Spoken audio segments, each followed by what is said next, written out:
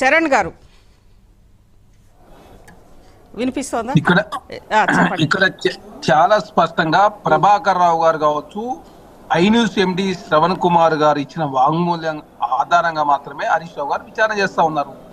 వారు ఇచ్చిన వాంగ్మూల్యం ఆధారంగా విచారణ చేస్తే మీరు దాన్ని రాజకీయ కుట్రకోణం ఉందని చెప్పేసి పెద్ద ఎత్తున కాంగ్రెస్ ప్రభుత్వానికి ఆపాదించే ప్రయత్నం, అదే కాకుండా చక్రధర్ గారు అంశాన్ని హైకోర్టు సుప్రీంకోర్టు ఆ అంశాన్ని తీసుకొచ్చే ప్రయత్నం, ఏదో అంశాన్ని తీసుకొచ్చి కాంగ్రెస్ ప్రభుత్వానికి ఆపాదించే ప్రయత్నం చేస్తే ఎట్లా? అదే కాకుండా ఇక్కడ ఏదైతే ప్రభాకర్ రావు గారు కావచ్చు, శ్రవణ్ కుమార్ రావు దాంట్లో మీకు షేర్స్ ఉన్నాయి. అదే కాకుండా మొత్తం వ్యవహారంలో వారు శ్రవణ్ కుమార్ రావు గారు కావచ్చు, హరీష్ రావు గారు, సంతోష్ రావు గారు కలిసి ఫోన్ ట్యాపింగ్ చేసినని చెప్పేసి ఒక కాంచి బీఆర్ఎస్ పార్టీ ఎంపీ, ఎమ్మెల్సీ, ఆనాడు తెలంగాణ ఉద్యమంలో ఉన్నటువంటి కల్వకుంట్ల కవిత గారు చాలా స్పష్టంగా వారు కూడా చెప్తా ఉన్నారు. ఇక్కడ దానిలో భాగంగా ఎలక్షన్ల సందర్భంగా ఒకే రోజు 600 మంది ఫోన్లు ట్యాపింగ్ చేశారు కాబట్టి దానిలో భాగంగా విచారణ చేస్తున్నారు. లింకులో భాగంగా దాన్ని రాజకీయ కుట్రకోణం ఉందని సిట్టు మీద ఆపాదించే ప్రయత్నం, కాంగ్రెస్ ప్రభుత్వానికి ఆపాదించే ప్రయత్నం, ఏదో నైని బ్లాక్ లో జరిగిన అవినీతి జరిగింది, దాన్ని సైడ్ ట్రాక్ చేయాల్సిన కర్మ కాంగ్రెస్ పార్టీ లేదు. నైని బ్లాక్ చరణ్ కౌశిక్ గారు మొత్తం అంటే ఈ మొత్తం వ్యవహారంలో ఫోన్ ట్యాపింగ్ ఎలక్షన్స్కి ముందు నుంచి చెప్తానే ఉన్నారు కాంగ్రెస్ ప్రభుత్వం వచ్చే వరకు.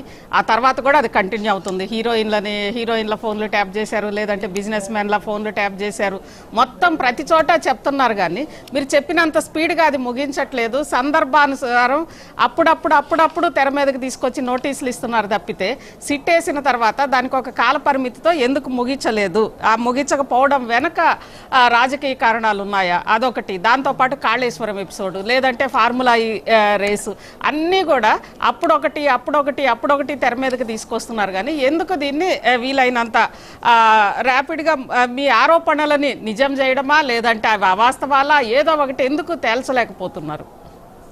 మేడం, ఇక్కడ బీఆర్ఎస్ ప్రభుత్వంలో కూడా ఎమ్మెల్యే కొనుగోలు అప్పుడు 2022లో సిట్టు వేసారు. టీఎస్పీఎస్సీ పేపర్ లీక్ లో జరిగినప్పుడు 2023లో సిట్టులు వేసారు. నైన్ గ్యాంగ్ మరి ఏమైందో, నైన్ గ్యాంగ్ సందర్భంగా 2016లో సిట్ వేసారు. తర్వాత డ్రగ్స్ కేసు 2017లో సిట్ వేసి మరి ఏమైంది మేడం? ఇప్పటి వరకు ఆ కేసులు కూడా పొలిటికల్ రాజకీయ కక్షలే గానీ ఆ ఏఈ కూడా సిట్లకు ఒక క్లైమాక్స్, ఒక ముగింపు అనేది ఉండదంటారా? లేదు మేడం, వాళ్ళలాగా మీ రాజకీయ కుట్ర కోణంలో వేయలేదు. నైన్ ఆస్తుల సంబంధించి అది ఏమైందో తెలియదు ఇప్పటి వరకు. ఎమ్మెల్యే కొనుగోలు వ్యవహారం సంబంధించి ఏమైందో తెలియదు. జనవాడ వాళ్ళు ఉన్నప్పుడు వాళ్ళు సీట్లు వేస్తారు, మీరు సీట్లు వేస్తారు, కానీ అది సీట్ల కోసమే సీట్లు, అంతేనా మేడం? దయచేసి మేము చాలా పారదర్శకంగా మేము డిఓపిటి అనుమతి అడిగినాం. మనం కార్ రేసింగ్ వ్యవహారంలో డిఓపిటి అనుమతి అడిగితే ప్రధానమంత్రి గారి నేతృత్వంలో ఉన్నటువంటి సంస్థ డిఓపిటి అనుమతి ఇవ్వలేదు. కేటీఆర్ గారు విచారణ చేస్తా ఉంటే గవర్నర్ గారు 3 నెలల కాలం పాటు తొక్కిపెట్టిండు. Bharatiya Janata party BRS party లోపాయికోదు. అదే కాక కాళేశ్వరం సంబంధించి మేము గోష్ఠి కమిషన్ మీద పోలే, సిబిఐకి ఇవ్వలే. మేము ఇచ్చింది ఎక్కడ? డ్యామ్ సేఫ్టీ అథారిటీ వాళ్ళు ఇచ్చిన రిపోర్టు మీద మేము దానికి చట్టబద్ధ ఉంది. కేంద్రంలో పార్లమెంట్ లో చేసిన చట్టం, దాని మీద స్టే ఇవ్వలేదు సుప్రీంకోర్టు, హైకోర్టు కావచ్చు. ఆ జోష్ కమిషన్ మీద ఇచ్చారు. దాని మీద కాకుండా మీరు దీని మీద రాస్తే 24 గంటల కేసు బుక్ చేస్తా అని చెప్పిన భారతీయ జనతా పార్టీ, సిబిఐ ఇంతవరకు ఆ కేసే బుక్ చేయలేదు.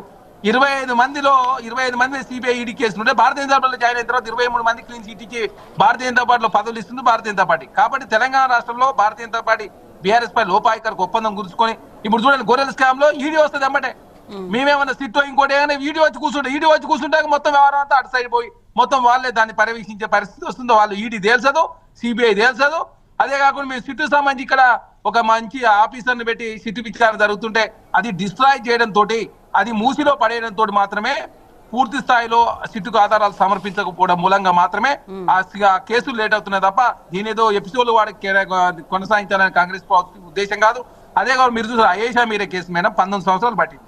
ఒక సిబిఐ అయేషా మీరా కేసు 19 సంవత్సరాలు పడితే తెలంగాణ రాష్ట్రంలో సిట్ అనేది వేసి కొన్ని రోజులు అవుతా ఉంది. దానికి ఏదో మొత్తం సంవత్సరాలు అయిపోయినట్టు.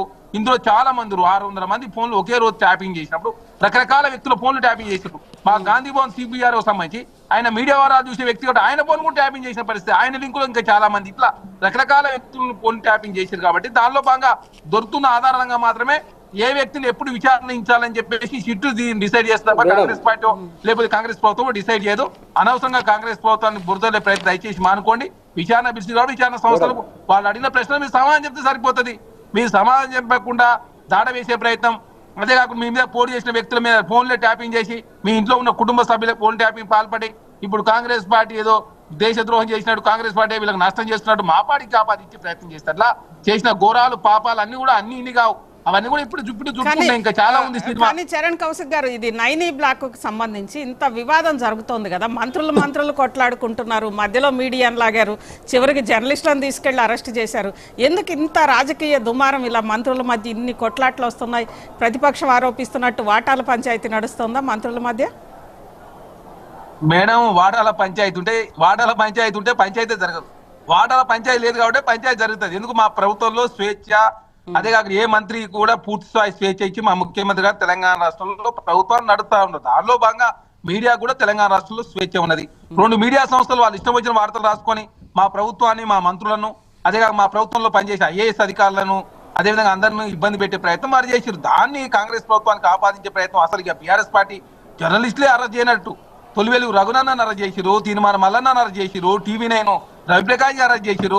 వాళ్ళు ఏదో మొత్తం ఇక మేము అసలు జర్నలిస్టుల జోలికే పోలేదు, ABN బ్యాన్ చేసిరు, TV9 బ్యాన్ చేసిరు, V6 బ్యాన్ చేసిరు, వెలుగును బ్యాన్ చేసిరు. వీళ్ళు ఒకటా రెండా ఇట్లా చెప్పుకుంటే పోతే 100 ఉన్నాయి. వాళ్ళవి వాళ్ళు మాత్రం తెలంగాణ రాష్ట్ర కాంగ్రెస్ ప్రభుత్వం ఏదో NTVలో వచ్చిన వార్తలకు ABN సంబంధించి ఏదో ప్రచారం చేస్తే దాని వెనక ముఖ్యమంత్రి ఉన్నాను ఒకసారి, ఇంకోళ్ళు మా ముఖ్యమంత్రి గారికి కేసు సంబంధం, ABN ఏమన్నా మా ముఖ్యమంత్రి గారి షేర్లు ఉన్నాయా, లేకపోతే వారికి అదేవిధంగా ఏదో సందర్భానుసారంగా వారి ఇంటికి పోయి ముఖ్యమంత్రి కలిస్తే ఆయన కాడికి ఎందుకు పోతా అంటే కలవదు.